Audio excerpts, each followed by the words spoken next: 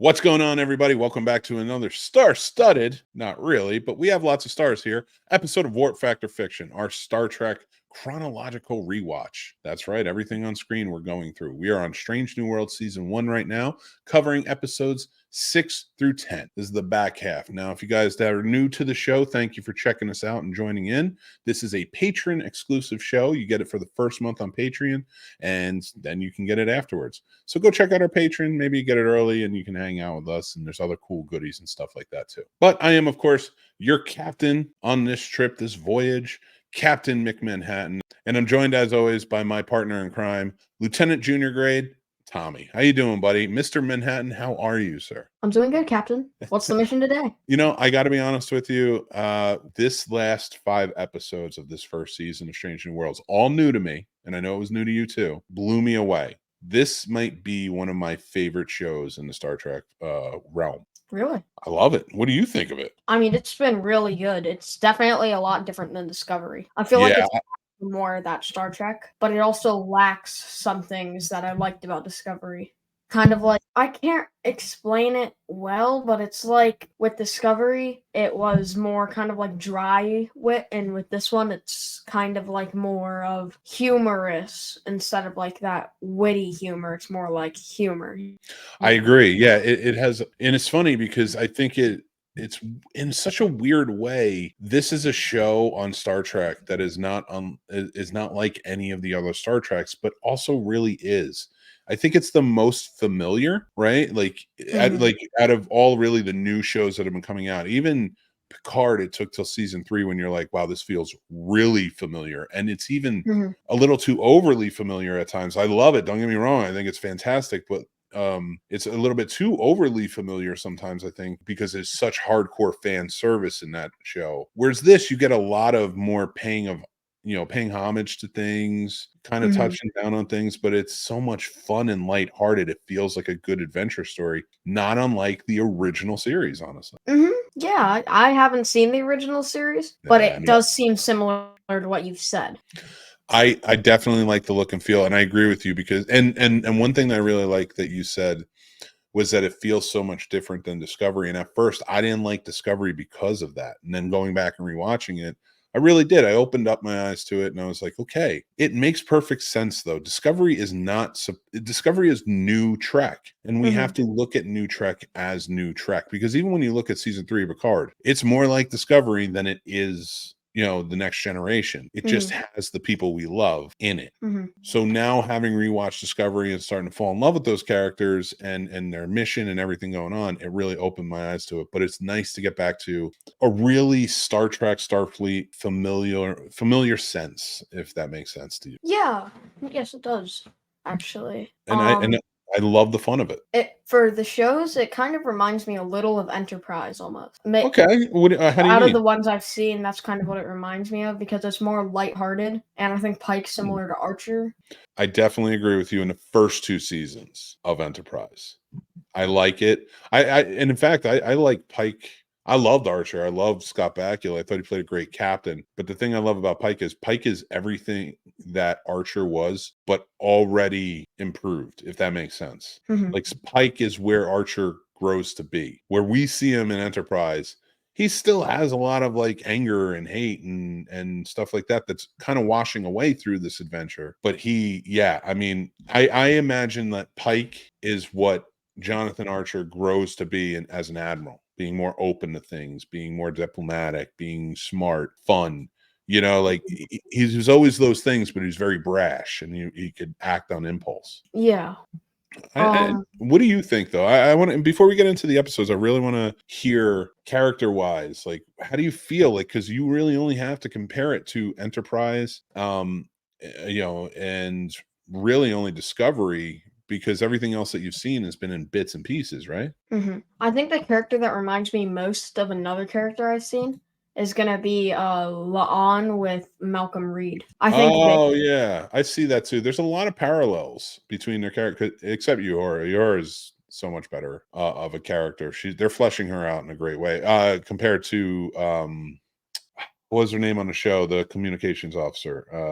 Owosakun? Who? Owosakun? No, the communication, the linguist on Enterprise. Oh, Why am I drawing a blank? You're gonna drive me nuts for not telling me. This is your fault.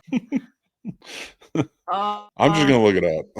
Linda Park. That's right. Hoshi. Oh, Hoshi. This is a problem. We have a Star Trek show and we forgot Hoshi. I think this is your fault. I think that you should be blamed for this, don't you? No. No, to the gallows. Let's do this. I'm all for it. We got to drag him off. All right, let's get into it though. Yeah, what's up? So there's I didn't know this. I used to think Jonathan Archer was the main character of the TV show Archer. Was there a TV show Archer? Oh, Archer, the animated show. Yeah. That's kind of funny. I used to think that was Jonathan Archer because you told me about it, but I never really knew anything about him. So well, I just thought that was him. Were you still pleasantly surprised by who you got? Yeah. All right. I thought it was going to be animated. Yeah, no, not this. We'll get there. Don't worry. All right, let's get into it. Episode 6. Lift us where suffering cannot reach. A threat to an idyllic planet reunites Captain Pike with the lost love of his life. To protect her and a scientific holy child from a conspiracy, Pike offers his help and is forced to face unresolved feelings of his past. This was an episode that I really enjoyed.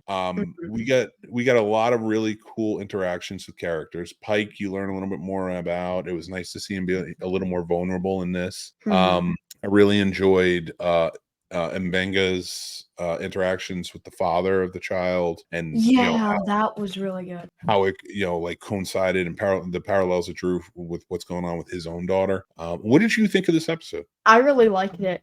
I liked the Gamal, I think his name was, the elder, like the first servant's kid, or not kid, dad. Yeah. I liked him too. I think he did really well in this. Yeah.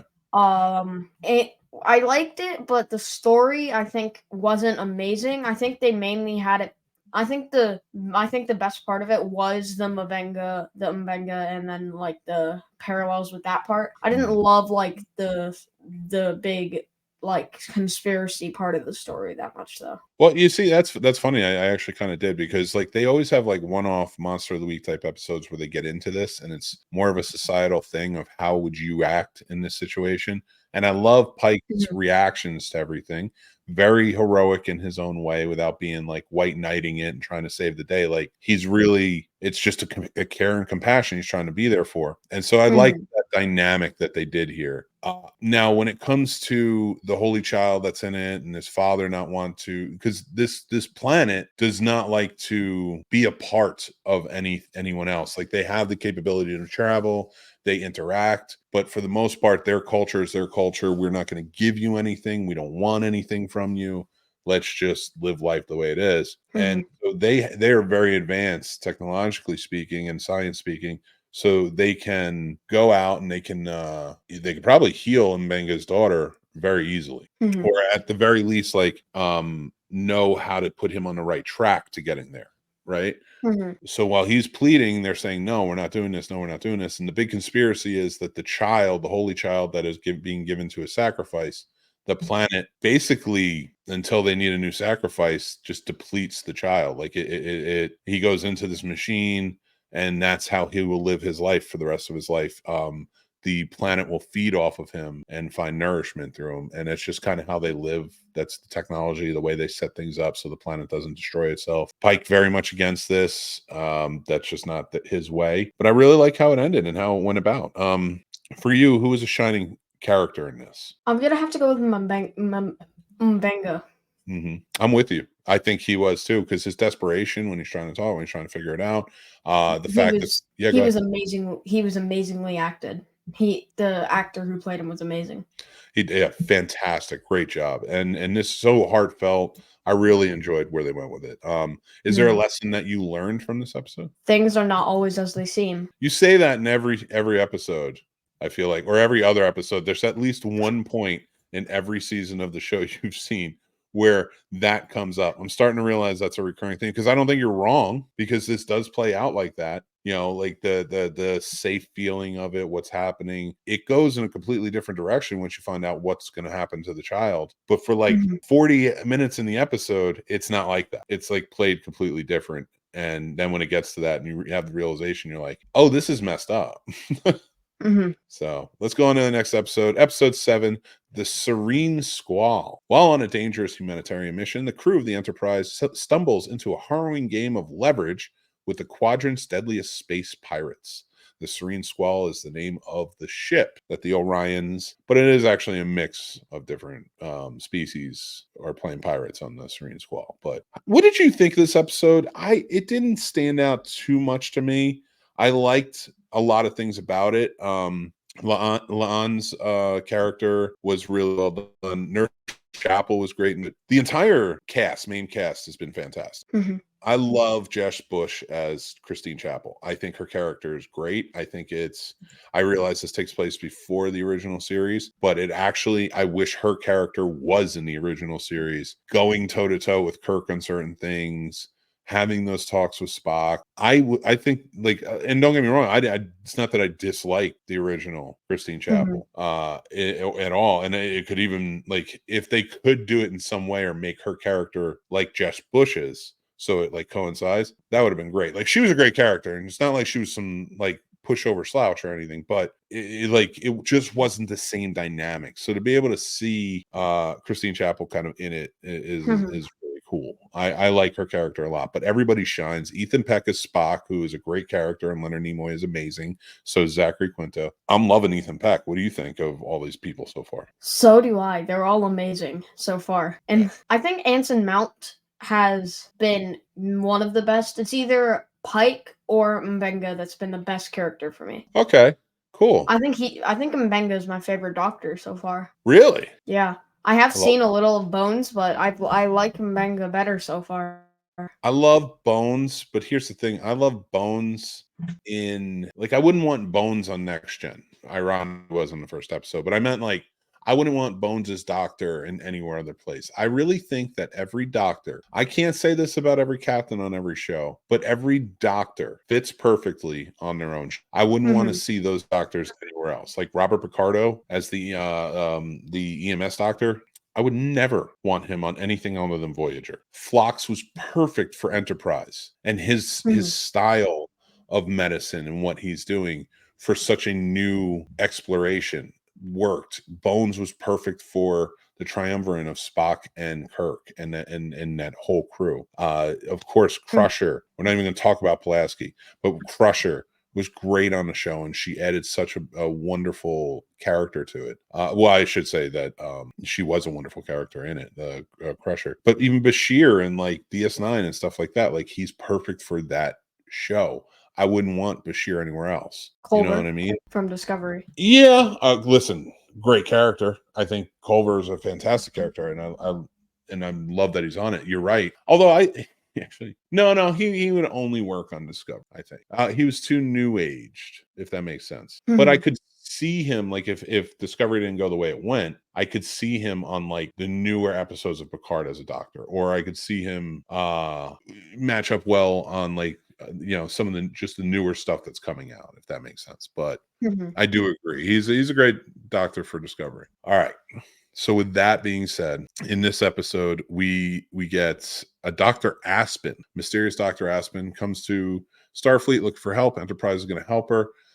She realizes that her people may have been attacked by these space pirates on the ship called the Serene Squall. And so she is trying to work out the chance, played by Jesse James Keitel, if I didn't say that yet, but from Big Sky and other things as well. She did a really fantastic job, because she is essentially a double agent working with the pirates. And she's the captain. She runs the ship, the Serene Squall. The one thing I didn't get about this is, well, for one, you only see a couple of Enterprise's crew captured, like a handful. But isn't Enterprise's crew complement supposed to be hundreds? And like, couldn't they have overwhelmed them with sheer numbers? And like, where are you storing all the rest?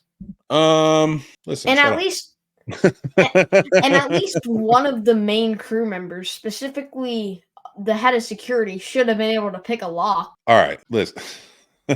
Like, if you're the head of security, listen, Mini Spock, your logic here is not needed on my sci-fi show that I love. Okay, no, they're all great questions, and you can pick that apart. And I love your 11-year-old little mind picking that apart, whereas my 41-year-old mind is like, I am good. Whatever, I'll be fine. Like it works for me. Suspension of disbelief, buddy. If you want to enjoy things, find the suspension of disbelief. But what overall though, story wise, what did you think of it? I really liked Pike in this. I thought he did a great job. But Spock was my shining star. Spock. It was either Spock or Chapel. Chapel was great in this too. She's like one of my favorite characters, and in the second season, even more so. They really amped her up in that one. Mm-hmm. So I dug it. But so you said Spock is your shining character? Yeah. What's something you learned or something you found in this that you might want to take away from? I mean, I know I just said this, but don't you dare say it. Don't you dare say it. I'm not letting that happen. What? Like, you have the person who's a traitor, like, and it wasn't as it seemed, because you thought that Orion was the captain, but he wasn't. You are null and void. I'm no longer giving you a life lesson from this. Your catchphrase is going to be, things aren't as they seem. It's like you're a backstreet magician. And your little sign just says, things aren't always as they seem. I learned that on Star Trek. I love it. No, I'm gonna be a spy, and then right before I reveal myself, and then bust out of the place, I'm gonna say things aren't always as they seem. Bust out of the place? First of all, were you captured? You're not a very good spy if you were captured. No, spies are they're not supposed to know you're a spy. I'm posing as a criminal. So you're just bust out of jail. So let me ask you this: in this scenario, if you don't say things aren't always as they seem, could you just walk out of there and then go tell the rest of the police, "Hey, they're bad guys. They did this," and then you guys arrest them? Or is this a scenario where you're like back against the wall? You're caught and like they don't know that you're like a cop, so they say, tell us the truth, who's the rat? And you're like, things aren't always as they seem, and then like you're gonna like LeBron James throw chalk in the air and hopefully we'll hit him in the eyes and you can escape. That's what I assume your loony absurd story is gonna go here. No, ironically. I'm gonna have a yo-yo, right? Because I mean that can mean like my one toy. And then I'm gonna use my yo-yo to knock out the camera and all the guards. But what they didn't know was that I hit a lock pick inside of the middle of the yo-yo. So I'll pick the lock and then I'll escape using the powers of yo-yos. As soon as you said yo-yo, my imagination went to this actually taking place during Star Trek, and it's like you're just on a ship in space, surrounded by technology, literally everywhere, and you're like, I need my yo-yo. Need my yo-yo. These Klingons will never know what's hit them. Your little smiley face yo-yo. All right, let's roll on to the next episode, shall we? The Elysian Kingdom, the U.S.S. Enterprise becomes stuck in a nebula that's home to an alien consciousness, which traps the crew in a fairy tale. This is an episode where the alien entity, while it's trapped, locks on to Mbenga's daughter. What's her name again? Sorry, I'm drawing a blank. My old memory. The girl? Well, Rukia is the girl. Rukia, yeah, his daughter. Yeah, Rukia. So his daughter Rukia, who's trapped in the transporter because of her illness, he reads a story to her all the time. So she has this book memorized. She loves this story. So when she gets trapped in the transporter, the entity that has them trapped in the nebula decides to make them live out the story. So this whole episode is it's going to make you cry. I'm going to tell you that right off the bat before we get there. Definitely made me tear up. But the whole episode's point is for Mbenga to live out this fairy tale, and his beginning through line to his daughter is that nothing is as it seems. No, I'm just kidding. His whole through line to his daughter is that in life you have to make a decision. You can't just not make a decision, because if you're just standing there never willing to make decisions or being afraid to make decisions, your choices are basically none. And what kind of life is that? So for him to go through, and that the irony of that is that he cannot make a decision on what to do with his daughter, or because he can't cure her, and so she just has to live the way she's living, and it's hard on her. So the entity makes him live this story out, and by the end he has to make a decision. And this is probably my favorite episode in the season so far. Okay, this is up to episode 8. Yes, for ones we talked about, yes, this is my favorite so far. But there is a little bit of there's still a goof that I saw. What was the goof? So Mbenga had just been ordered to rest, but then they called him down to treat Ortega's with the head wound when there was a whole medical staff there, and Mbenga had just been called to rest. That would be like the manager of an ER sent to treat a patient with stitches. No, I'm going to disagree with you there. Because first of all, it was a head wound, so you never know. And she is the #1 alpha helmsman, right? So she's got to be on the bridge. Like, she's an important factor. They're the one they go to first when she's the one they go to first when they need a pilot to get them out of certain situations, right? Mhm. So she takes precedence. So, like, I would say the main doctor should be there to take care of her to make sure she's okay and get the sign off, right? And That is true. that's not like the ER manager. That is the #1 doctor in the place. Now, if it wasn't one of the main bridge crew, then yes, I agree. Unless there's an emergency. I'm talking about, like, if somebody else who's not flying the ship gets a head wound, then yeah, maybe let somebody else do it. And yeah, it is a stretch, but I would definitely want Mbenga down there to check me out and sign off before I put her in charge of flying, if that makes sense. Yeah, but he had just been ordered to rest. True. So it wouldn't have mattered. Like, yeah, you do have your chief doctor because it's Ortega's, but he had just been ordered to rest, and now he's getting sent. All right. Your suspension of disbelief is a pain in the butt. All right. I'm getting tired of it. You have something to say, and it's all logical and technical. Knock it off, Vulcan. Calm down. That's fair. So, okay. That aside, that I'm not going to let that little tidbit bother me or take this out of being my favorite episode of the season. The heart to this episode, the loving nature of how he and his daughter come together in the end and why, and the fact that he has to finally let her go, but they give you a happy resolve to it. Okay. What, you've seen it. What are you saying? Oh, okay for? I was like agreeing. I was Like, agreeing. there's so many people listening to this right now, and they're probably saying, like, did he not watch it? I was right next to him when he watched it. I know he watched it. All right, let's move on to Or the was next. that my evil clone? Better not be. Or go get him then. Put him on the show. My evil clone Timmy. Oh my God. Okay, Timmy. Episode 9. Oh no. Who's your shining character in that last episode? Mbenga for me. And what's something you learned from it? And I swear to God, if you say it, I'm gonna be upset. I'm coming after you, and I'm coming after that poster behind you. I'm gonna keep it. I'm gonna put it over here. Definitely Mbenga. Okay. And I have 2 lessons. The first one is all good things come to an end. And the second one is things aren't always as they seem. First of all, that's not true. That doesn't work in this scenario, you liar. Secondly, what are you, a folk singer from the 1950s, early 60s?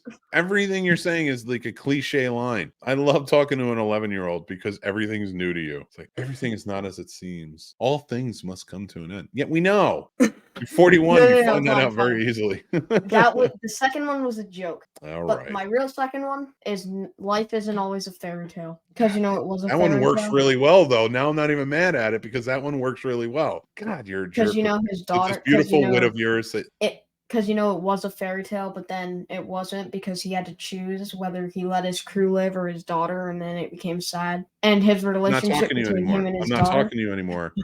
You jerk. That's what I got from all good things come to an end. I understand. I got that part. First of all, not everything's a fairy tale works way better, or whatever you said there. We're going with that one. So let's move on. Episode 9, All Those Who Wander. Enterprise crew comes face to face with their demons and scary monsters too when their landing party stranded on a barren planet with a ravenous enemy. What'd you think of this episode? It's my favorite of the season. Really? I said so far, but this is my favorite now. Yep. So what was it about this episode that really, like, stuck out for you? It was, I don't know, it was kind of like you have the dark mystery type. It's kind of like The Thing almost. Okay. So, all right. So, like, for me, I like this episode a lot. It wasn't one that really kind of stuck out to me, if that makes sense. So for you to say it's your favorite, I'm not confused by that, but like, what was it that really kind of drew it out for you? Like, what made it? I don't know. For me, it wasn't one of those type of shows. The very end. Probably. Like, okay. Hammer's funeral. The Hammer funeral. That's scene. Right. That was this episode. I don't know why I kept thinking that was episode 10 for some reason. Yeah. All right. Because that is, well, we got to talk about it. I mean, they know that this is, so basically with the episode, They get stuck on this planet. Nothing's really working. Everybody is sort of in a dire strait at some point and somewhere. And it looks like a losing battle. And we all know when it comes to Star Trek, when there's a losing battle, someone's got to go. And it's someone we care about. Ironically, it was a red shirt. So it was Hemmer, who was, of course, from Andoria.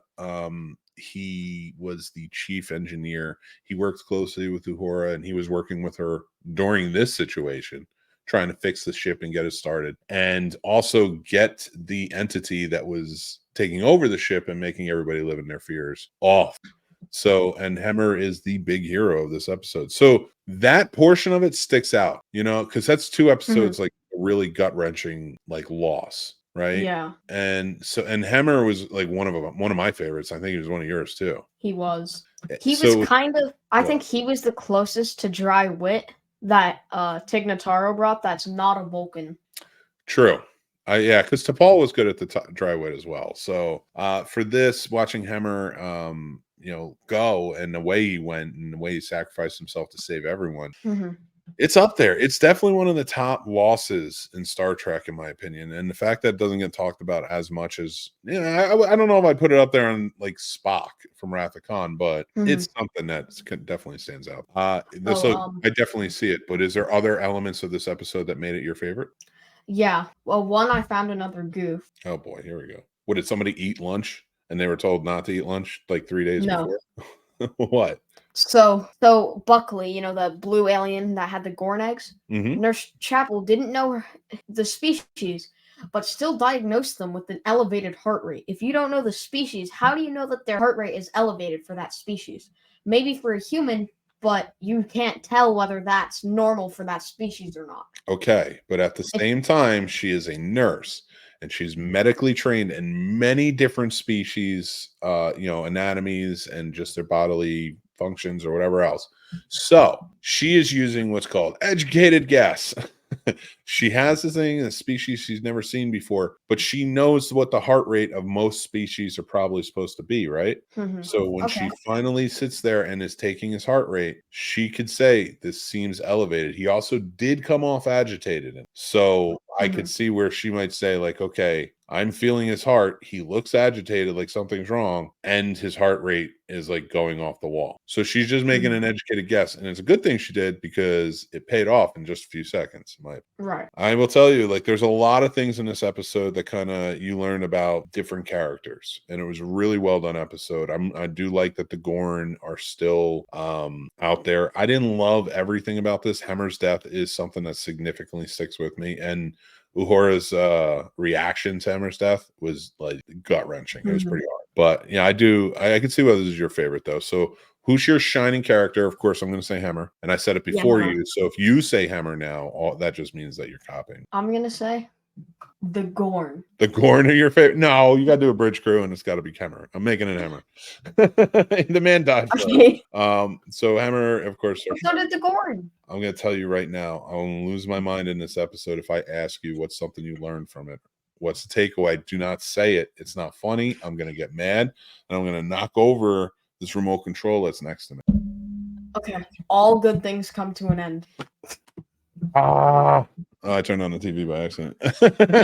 No, I have a better one. All good Andorians come to an end. Oh my god. Just makes me sad for Tran. All right, let's move on, because you're pain in the butt with your answers. I'm not going to ask you that question anymore. All right, let's get to episode 10, A Quality of Mercy. In the season 1 finale, just as Captain Pike thinks he's figured out how to escape his fate, he's visited by his future self, who shows him the consequences of his actions. A couple of really good things I liked about this episode is you get Pike in the red from the Wrath of Khan suit. Now, I call it the Wrath of Khan suit. I do realize that in Star Trek lore, it was around for a very long time, even way after Wrath of Khan. But it is that red suit. We did not have that motion picture. That's why I say Wrath of Khan. That's the first time we really see it show up. So the Wrath of Khan in uniform, you see him show up in that. He comes back and he stops himself. He stops his old Pike, because Pike realizes that one of the kids that he gets injured saving in the future, actually he doesn't save this one. This is one of the ones that dies. Is on the ship and is a child, and it screws him up bad. that he wants to go and tell the kid to not join Starfleet or not be there, so that way he can maybe change the future. So future Pike comes back and he steps in and he goes, "Oh, I'm going to show you what happened." And he goes and he shows him about the decision. He takes him a little bit to the future, not to the exact moment of Pike's end, but what he shows him the future that's created from making that change. Okay, the alternate universe. So of course we get Kirk in this, and we get a few other people. So like we're seeing different things. I did love this episode. It's probably my number 2. What did you think of it? It was really good. I didn't like the guy who was cast as Kirk that much though, just because like he didn't have the presence that Shatner did, and he also didn't have the presence. I can't remember his name, but the dude who played it in J.J. Abrams. Chris Pine. Yeah. So Chris Paul Pine. Wesley is the one that took over. I don't know if you, I don't think you know this because I didn't talk about it with you, but like I'm sort of in solidarity with my friends. We're watching it for our show, but like I'm against Paul Wesley because he went to high school with 3 friends of mine and he was their bully. And so whatever, he may have made amends. He may not to them. They're still not thrilled about him as a human being, but and not to make it personal or anything. So like when he was announced as Captain Kirk, one of my favorite characters, it kind of bummed me out a little bit just because I knew the past, but I did resolve it. I'm watching it with you. He is a good actor. I'll give him this. He's doing a good job as Kirk. He doesn't have the same, there's a quality that both Chris Pine, I agree with you. They're both Chris Pine that really Shatner started that just worked. And it's weird, even when it gets parodied, like people are pretending to be Captain Kirk as a parody in something. They still even kind of carry it. But this guy doesn't. And I realize he's supposed to be a younger Kirk, so maybe that's not why. So I'm not saying he won't get there, but so far we've only seen 2 alternate reality Kirks, really. Right. We have seen him in the main timeline, but it's usually very passed by. The main Kirks that Paul Wesley plays have been alternate timelines, so I can chalk it up to that. I'm not putting it on him as an actor or anything, because I think he's doing a good job.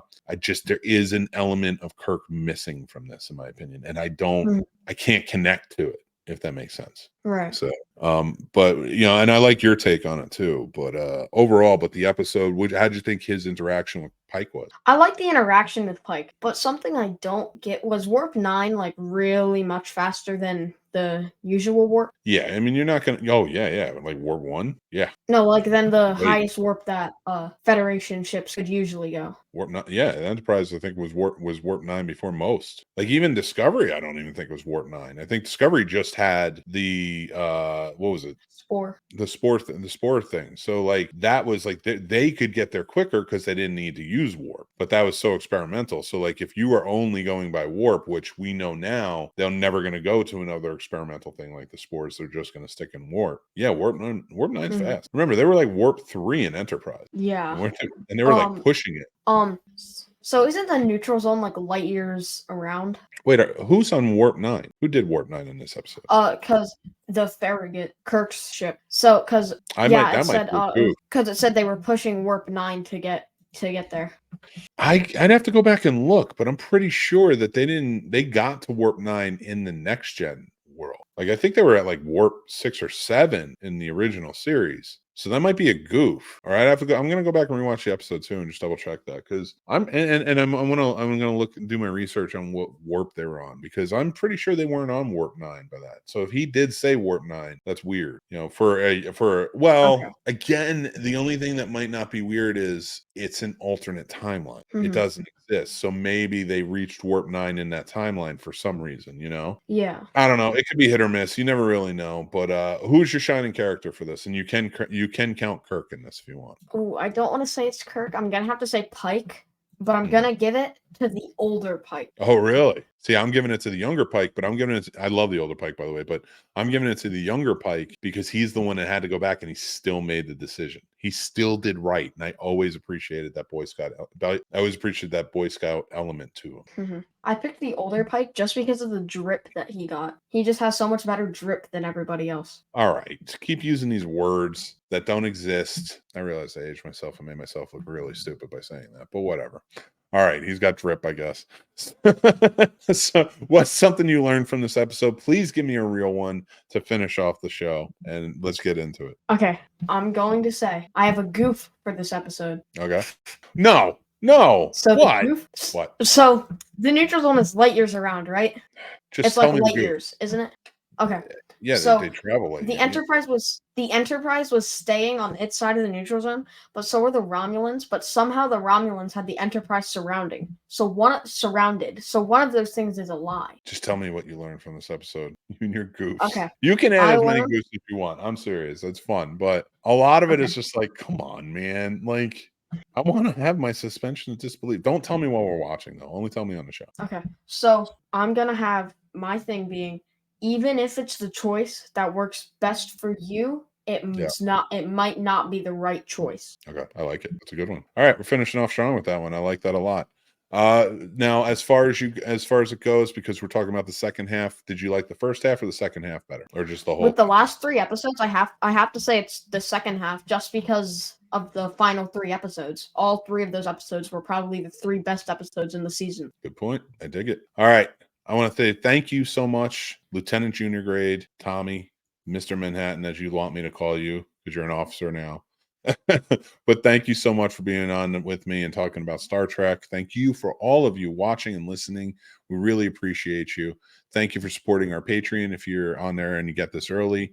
If not, you're listening or watching in any podcast platform or on our YouTube channel. Thank you again so much. Please give us a rate and review on whatever podcast platform you're on, and a follow if possible. And please, if you're watching us, go over, hit like on the video. It helps us go a long way. Then check out the channel, hit subscribe, hit that bell so you know when more episodes of Warp Factor Fiction and other great shows come out as well. But you guys are all awesome. Thank you for watching the show. Thank you, Tommy, for being a part of it. And we're going to get out of here. Thank you for having me, Captain. I appreciate that, buddy. But we're going to get out of here. So until next month, when we cover Strange New Worlds Season 2, we'll see you then. You want to say anything before we leave, pal? Live long and prosper. Live long and prosper. Can't say it better myself. Take care, everybody.